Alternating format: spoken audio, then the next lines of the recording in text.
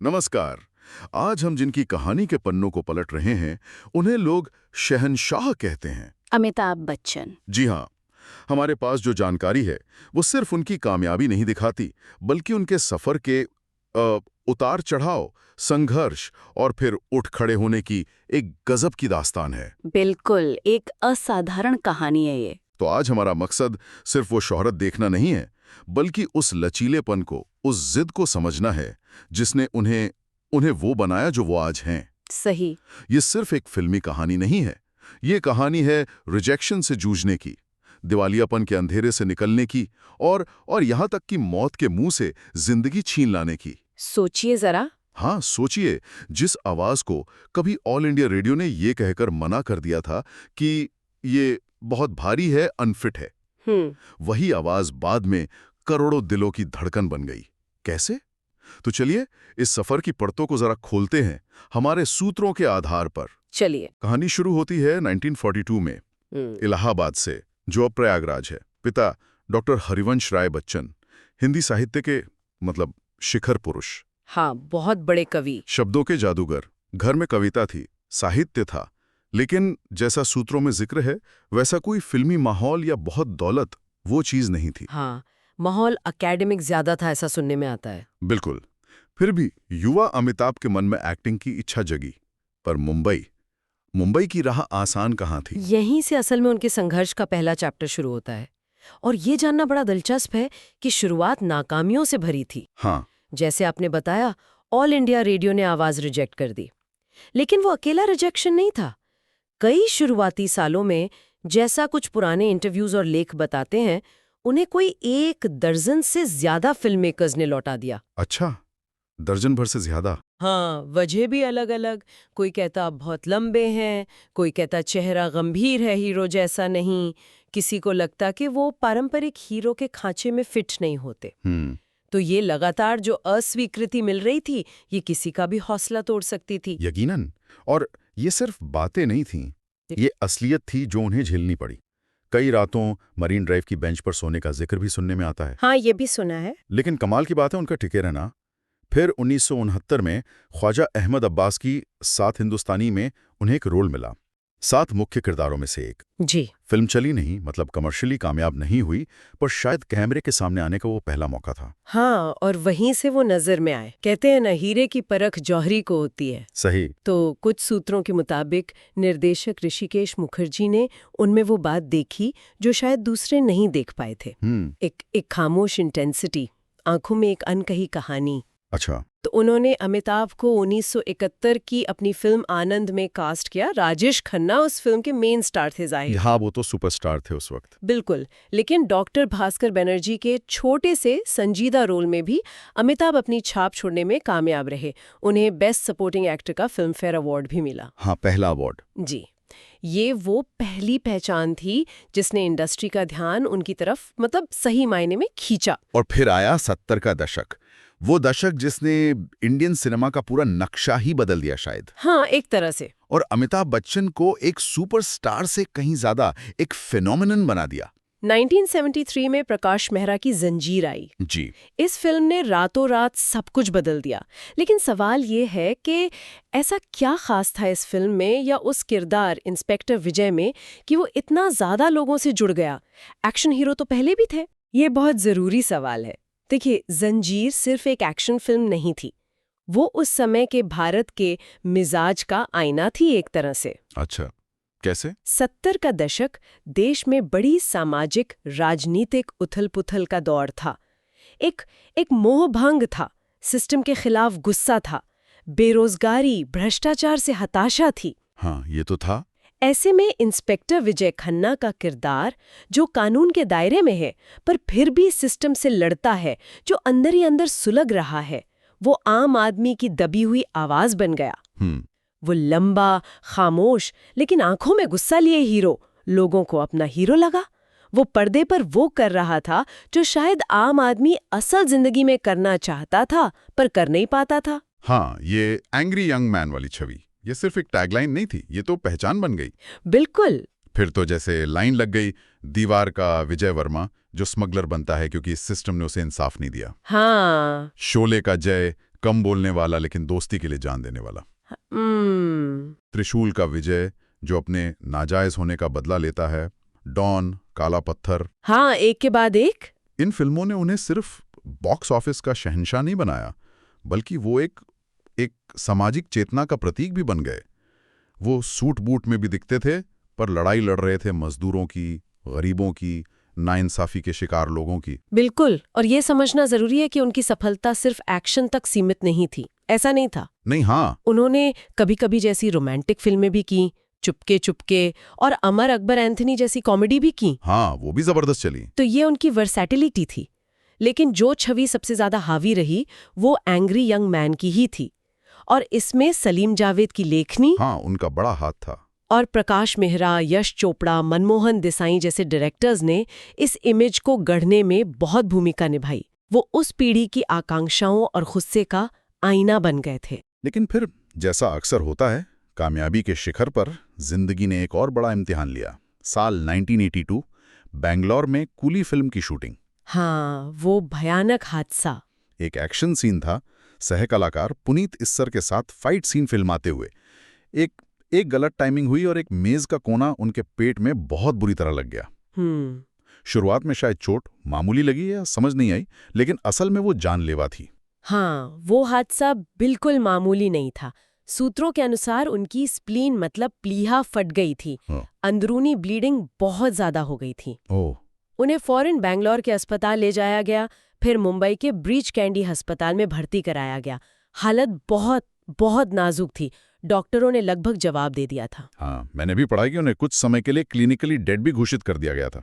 जी, reports तो यही बताती हैं। वो एक ऐसा पल था जब लगा कि शायद सब कुछ खत्म हो गया। और उस वक्त जो हुआ वो शायद ही भारत में किसी और एक्टर के लिए हुआ हो। पूरा देश जैसे थम सा गया था। सच में। मंदिर, मस्जिद, गुरुद्वारे, चर्च, हर जगह लोग उनके लिए दुआएं मांग रहे थे। सड़कों पर प्रार्थना सभाएं हो रही थी। लोग रात रात भर अस्पताल के बाहर इंतजार करते थे। ये सिर्फ एक फिल्मी सितारे के लिए चिंता नहीं थी।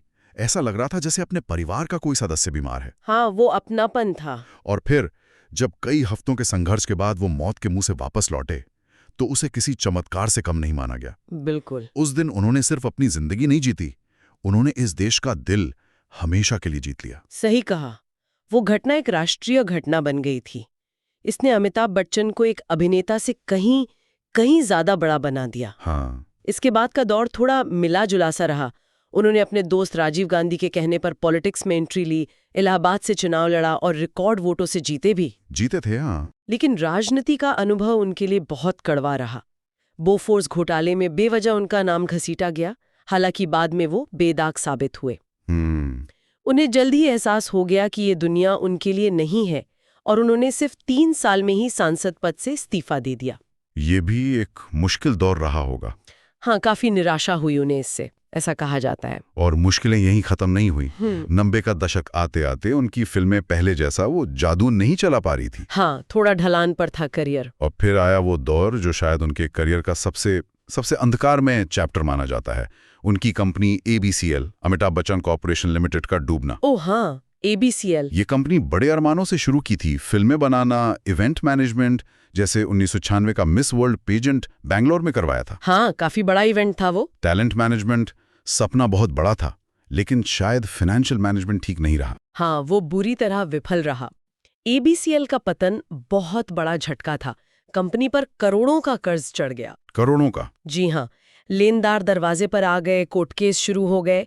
एक समय ऐसा आया, जैसा खुद अमिताभ बच्चन ने कई इंटरव्यूज में माना है, कि उनके घर प्रतीक्षा की कुर्की तक की नौबत आ गई थी। क्या बात कर रही हैं? घर की कुर्की? जी, बैंक ने उन्हें दिवालिया घोषित कर दिया था।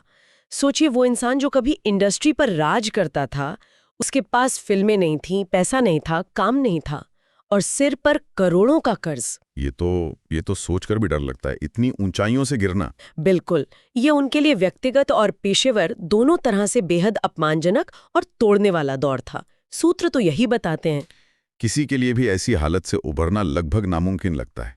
लेकिन यहीं पर अमिताभ बच्चन की असली कहानी शुरू होती है, हार ना मानने की कहानी। सही। उन्होंने स्थिति का सामना किया, कर्ज चुकाने का वादा किया, और सबसे बड़ी बात, उन्होंने काम मांगा। हाँ, ये बहुत बड़ी बात थी। इतने सालों के स्टारडम के बाद वो खुद निर्माता निर्देशक यश चोपड़ा के पास गए और बहुत विनम्रता से कहा, मेरे पास काम नहीं है, मुझे काम दीजिए। ये अपने आप में एक मिसाल है। बिल्कुल। और यश चोपड़ा ने उन्हें मोहब्बतें 2000 में एक अहम रोल दिया, गुरुकुल के वो सख्त प्रिंसिपल नारायण शंकर का। हाँ, वो किरदार उनकी उम्र और गरिमा के हिसाब से बिल्कुल सही था। और लगभग उसी समय इंडियन टेलीविजन पर एक क्रांति होने वाली थी। सिद्धार्थ बसु का शो कौन बनेगा करोड़पति यानी केबीसी लॉन्च हो रहा था। केबीसी, हाँ। और उन्हें होस्ट के तौर पर चुना गया। कई लोगों ने उन्हें टोका भी था कि बड़े पर्दे का इतना बड़ा सितारा छोटे पर्दे पर क्यों जा रहा है, इससे इमेज खराब होगी। हाँ, ये बातें उठी थी उस समय। लेकिन ये फैसला एक मास्टर स्ट्रोक साबित हुआ। बिल्कुल। केबीसी ने न सिर्फ उनके करियर को नई जिंदगी दी, बल्कि उनकी इमेज को पूरी तरह से बदल दिया। कैसे? वो एंग्री यंग मैन अब एक परिपक्व, ज्ञानी, विनम्र और संवेदनशील होस्ट बन चुका था, जो आम लोगों से जुड़ता था, उनकी कहानियां सुनता था, उन्हें सपने देखने और जीतने का हौसला देता था। हाँ, उनका वो अंदाज, देवियों और सज्जनों। हाँ, वो घर घर में पहुंच गया। ये सिर्फ एक गेम शो नहीं था, ये अमिताभ बच्चन का अपने दर्शकों के साथ एक नया रिश्ता बनाने का जरिया बन गया। सही। मोहब्बतें और केबीसी, इन दोनों ने मिलकर उनकी शानदार वापसी की नींव रखी। ये सिर्फ वापसी नहीं थी, ये एक तरह का परिवर्तन था, एक पुनर्जन्म था। और ये वापसी इसलिए भी खास है क्योंकि इसने दिखाया कि कैसे बदलते समय के साथ खुद को ढाला जा सकता है। सिनेमा से टेलीविजन पर आना, अपनी स्टार वाली छवि को छोड़कर एक अलग रोल अपनाना। हाँ, ये उनकी अडेप्टेबिलिटी मतलब अनुकूलन क्षमता और प्रासंगिक बने रहने की इच्छा को दिखाता है। उन्होंने साबित किया कि उम्र बस एक नंबर है और सीखने और बदलने की कोई उम्र नहीं होती। बिल्कुल सही कहा। और इस पूरे उतार चढ़ाव भरे सफर में एक मजबूत सहारा, एक पिलर हमेशा उनके साथ रहा, उनका परिवार। हाँ, ये बहुत जरूरी है। उनकी पत्नी जया बच्चन जी, जो खुद भारतीय सिनेमा की एक बहुत ही सम्मानित और प्रतिभाशाली अभिनेत्री हैं। जी हाँ, बिल्कुल। चाहे वो कुली वाला हादसा हो या एबीसीएल का वो भयानक संकट या राजनीतिक विवाद, हर मुश्किल घड़ी में वो एक चट्टान की तरह उनके साथ खड़ी रहीं। सूत्रों के अनुसार उनकी सादगी और उनकी दृढ़ता ने अमिताभ जी को हमेशा जमीन से जोड़े रखा। सही कहा। और जया बच्चन का योगदान सिर्फ एक पत्नी या इमोशनल सपोर्ट तक ही नहीं है, वो खुद एक सशक्त महिला और कलाकार हैं जिनका अपना एक मुकाम है। हाँ, वो भी हैं। उनका साथ अमिताभ बच्चन की जिंदगी में संतुलन और स्थिरता का एक बहुत महत्वपूर्ण सोर्स रहा है। बच्चन परिवार सिर्फ एक फिल्मी परिवार नहीं है, वो भारतीय सार्वजनिक जीवन में एक संस्था की तरह है। हाँ, एक इंस्टीट्यूशन कह सकते हैं। बिल्कुल। उनकी एकजुटता खासकर ग्लैमर की दुनिया की इस अस्थिरता के बीच एक अलग मायने रखती है। उनके बेटे अभिषेक बच्चन भी फिल्म इंडस्ट्री का जाना माना नाम है। वो अपने पिता की विशाल छाया से निकलकर अपनी पहचान बनाने के लिए लगातार कोशिश कर रहे हैं। जी। बेटी श्वेता बच्चन नंदा, वो भले ही कैमरे की दुनिया से दूर रहती हों, लेकिन परिवार के केंद्र में उनकी अहम भूमिका है और वो अपने पिता के बेहद करीब मानी जाती हैं। और अब अगली पीढ़ी, पोती आराध्या, इस विरासत को आगे ले जा रही है। ये परिवार हमेशा पब्लिक की नजरों में रहता है, लेकिन उन्होंने अपनी गरिमा बनाए रखी है। हाँ, और एक पब्लिक फिगर की लाइफ में परिवार का ये ढांचा बहुत महत्वपूर्ण हो जाता है। ये आपको एक निरंतरता और जड़ों से जुड़े रहने का एहसास देता है। सही। बच्चन परिवार ने कई दशकों से इस संतुलन को बनाए रखा है, जो अपने आप में एक मिसाल है। अब जरा बात करते हैं उस इंसान की जो इस स्टारडम, इन संघर्षों और इस पारिवारिक विरासत के पीछे है। आज वो 80 साल की उम्र पार कर चुके हैं। जी। और 5 बजे उठ जाते हैं। क्या बात है। नियमित रूप से व्यायाम करते हैं। फिल्मों की शूटिंग, डबिंग, प्रमोशन, सब कुछ पूरी एनर्जी के साथ करते हैं। अनुशासन कमाल का है। और सिर्फ काम ही नहीं, उनका अपने फैन से जुड़ाव भी अद्भुत है। सालों से लगभग बिना नागा किए वो रोज रात को ब्लॉग लिखते हैं। हाँ, ब्लॉग लिखते हैं। अपने विचार शेयर करते हैं, फैंस के कमेंट्स का जवाब देते हैं। और सबसे अनोखी बात, हर रविवार शाम को अपने घर जलसा के गेट पर आकर, हाँ, जलसा के बाहर जमा हुए सैकड़ों हजारों फैंस का अभिवादन करना। ये सिलसिला तो दशकों से चल रहा है, सालों से। ये दिखाता है कि वो जमीन से कितना जुड़े हुए हैं और अपने फैंस के लिए कितने समर्पित हैं। बिल्कुल। और ये सब तब जब वो खुद कई गंभीर स्वास्थ्य समस्याओं से जूझ रहे हैं। हाँ, ये भी है। जैसा कि उन्होंने खुद बताया है, कूली हादसे के बाद जो ब्लड ट्रांसफ्यूजन हुआ, उसकी वजह से उन्हें हेपेटाइटिस बी वायरस मिला, ओह। जिससे उनका लिवर बुरी तरह प्रभावित हुआ। आज उनका लिवर सिर्फ 25% काम करता है, ऐसा उन्होंने बताया है। सिर्फ 25%? हाँ, उन्हें टीबी भी रह चुका है, कई सर्जरीज हो चुकी हैं, लेकिन इन सब के बावजूद उनका काम के प्रति समर्पण कम नहीं हुआ है। यहीं पर उनका वो मशहूर डायलॉग याद आता है फिल्म दीवार से, मैं आज भी फेंके हुए पैसे नहीं उठाता। हाँ, क्लासिक। अगर इसे उनके जीवन के संदर्भ में देखें तो ये सिर्फ एक फिल्मी लाइन नहीं लगती। ये अहंकार नहीं है, बल्कि ये दशकों के संघर्ष, असफलता, अपमान और फिर मेहनत से पाई गई सफलता से कमाया हुआ वो आत्मसम्मान है। सही कहा। उनका अनुशासन, उनकी विनम्रता, जैसे सेट पर सबसे पहले पहुंचना, जूनियर कलाकारों का भी सम्मान करना, जैसा कई सूत्र बताते हैं। हाँ, ये भी सुना है। और काम के प्रति ये अथक भूख, यही वो गुण हैं जो उन्हें सिर्फ एक सुपरस्टार नहीं बल्कि एक कालजयी लेजेंड बनाते हैं। ये उनके मूल मूल्यों को दर्शाते हैं: दृढ़ता, कड़ी मेहनत और अपने काम के प्रति अटूट समर्पण। तो अमिताभ बच्चन की कहानी सिर्फ एक अभिनेता की कहानी नहीं है, ये एक विचार है, एक प्रेरणा है। ये कहानी कहती है कि जिंदगी आपको कितनी भी बार नीचे गिराए, कितनी ही ठोकरें लगें, आप फिर से उठ सकते हैं, और हर बार पहले से ज्यादा मजबूती के साथ। बिल्कुल। अस्वीकृति अंत नहीं है, बल्कि शायद एक नया रास्ता दिखाने का जरिया है। अगली बार जब लगे कि रास्ते बंद हो गए हैं, तो उस शख्स को याद कीजिएगा जिसकी भारी आवाज को कभी उसकी सबसे बड़ी कमी बताया गया था। हाँ। और कैसे उसने उसी आवाज को अपनी पहचान और ताकत बना लिया। और यहीं पर एक गहरा सवाल उठता है जिस पर हम सबको शायद सोचना चाहिए। क्या? कि किसी व्यक्ति के संघर्ष, उसके गिरने और फिर उठ खड़े होने की कहानियां हमें, मतलब दर्शकों को, पीढ़ी दर पीढ़ी इतनी गहराई से क्यों प्रभावित करती हैं? क्यों हम ऐसी यात्राओं से खुद को जोड़ पाते हैं और प्रेरित महसूस करते हैं? हाँ, ये सोचने वाली बात है। शायद इसलिए कि प्रसिद्धि और ग्लैमर के पर्दे के पीछे असली जुड़ाव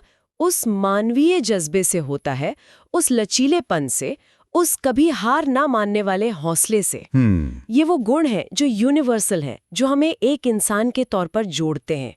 क्योंकि कहीं ना कहीं हम सब अपनी अपनी जिंदगी में अपने छोटे बड़े संघर्षों से जूझ रहे होते हैं और उम्मीद की किरण तलाशते हैं। सही कहा। तो ये थी अमिताभ बच्चन के असाधारण जीवन और करियर के कुछ अहम पड़ावों की हमारी गहरी पड़ताल, उन सूत्रों के आधार पर जो हमें उनके सफर की झलक दिखाते हैं। पर यहाँ एक आखिरी सवाल मन में आता है जी, जिसके बारे में शायद सोचा जा सकता है।